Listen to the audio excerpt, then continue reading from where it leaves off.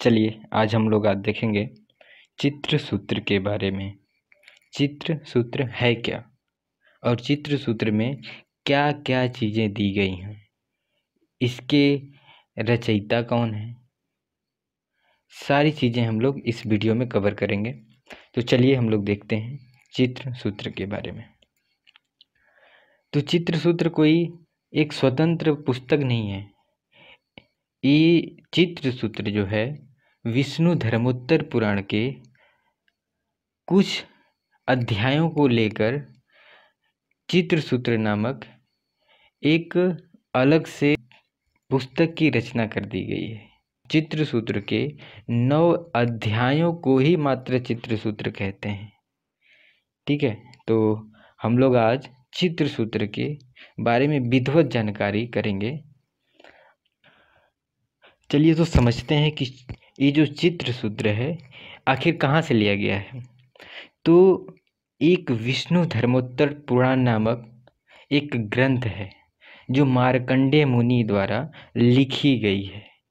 तो इस पुस्तक को पढ़ने के उद्देश्य से 3 खंडों में विभाजित किया गया है।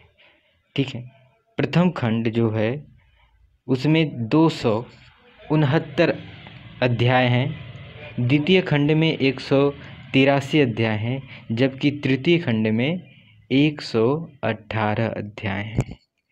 ठीक, तो इसी 118 अध्याय के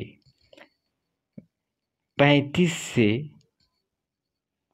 43 नंबर तक का जो अध्याय है, उन्हीं अध्यायों को या इन्हीं 9 अध्यायों को क्या कहते हैं? चित्र सूत्र कहते हैं। ठीक है, इन्हीं 9 अध्यायों को चित्र सूत्र कहा जाता है। यानी कि तृतीय खंड के 35 से 43 नंबर के जो अध्याय है उसी को चित्र सूत्र के नाम से जाना जाता है।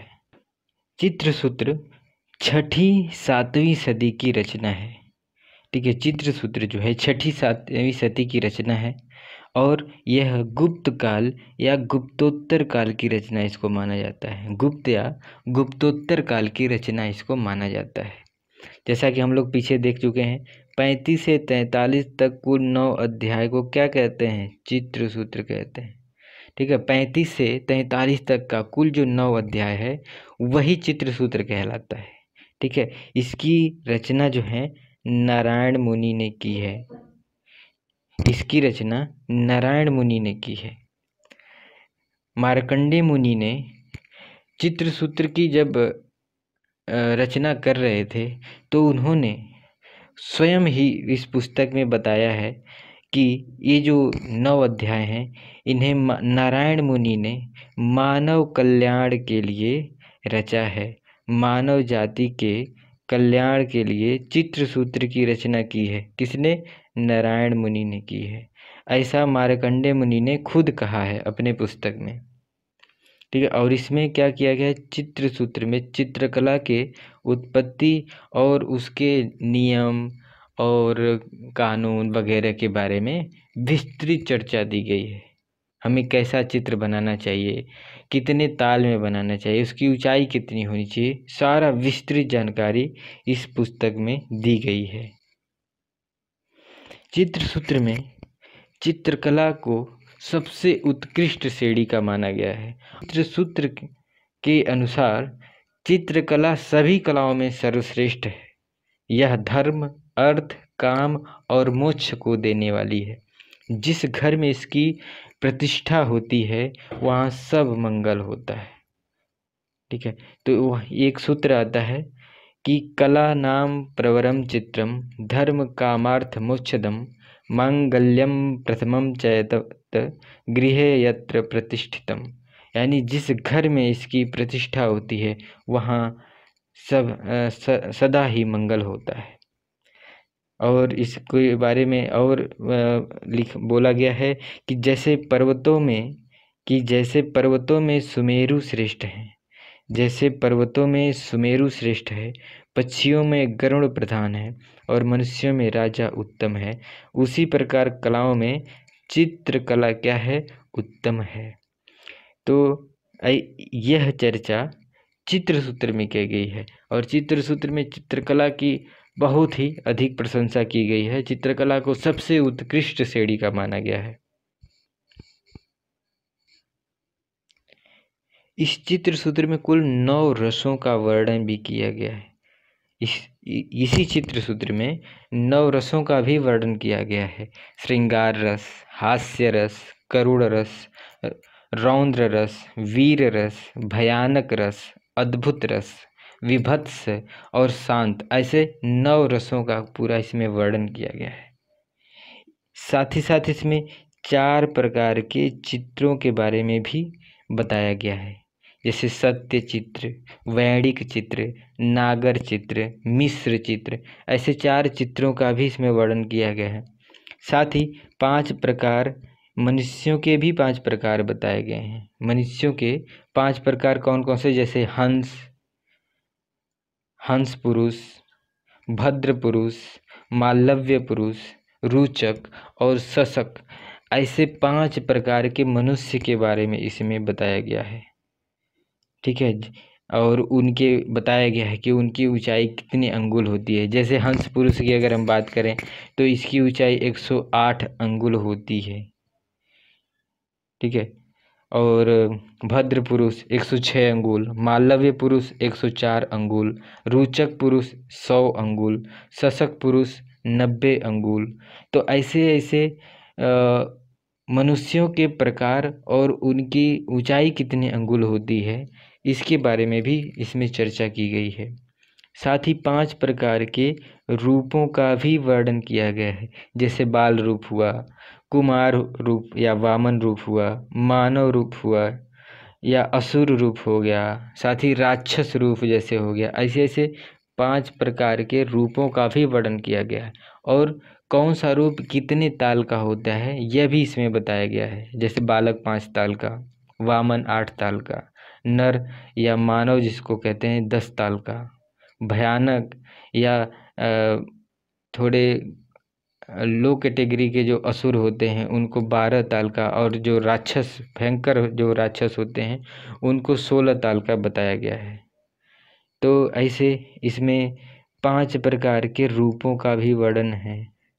साथ ही अन्य चीज़ों की भी ऊंचाई इसमें बताई गई, जैसे घास वगैरह 1 ताल में, बत्तख 2 ताल में, हाथी 3 ताल में, जैसे घोड़े आदि 4 ताल में, वामन बौने जो हमने बताया 5 ताल में।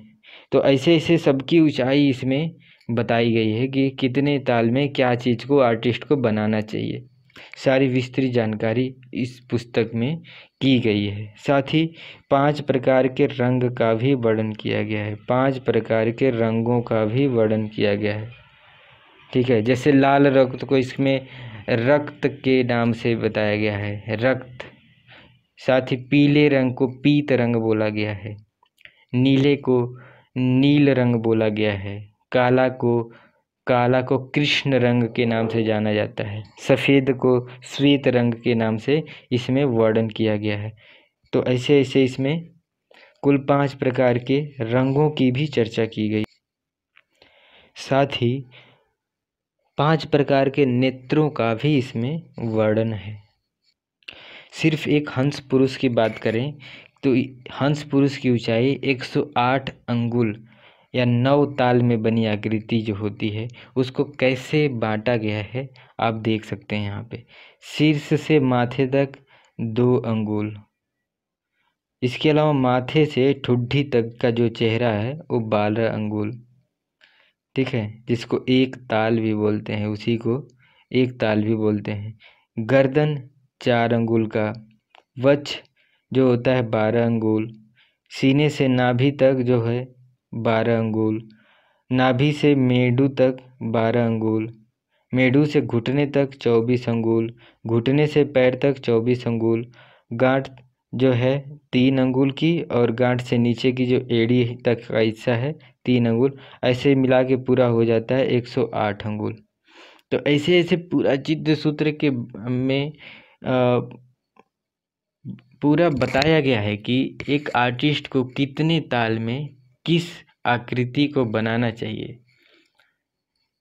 इस पुस्तक को अंग्रेजी भाषा में स्टेला क्रैमरिस ने अनुवाद किया था और बाद में फिर आनंद कुमार स्वामी ने भी इसका अंग्रेजी भाषा में अनुवाद किया है। तो ये भी एक थोड़ा इम्पोर्टेंट है, इसको भी देख सकते हैं।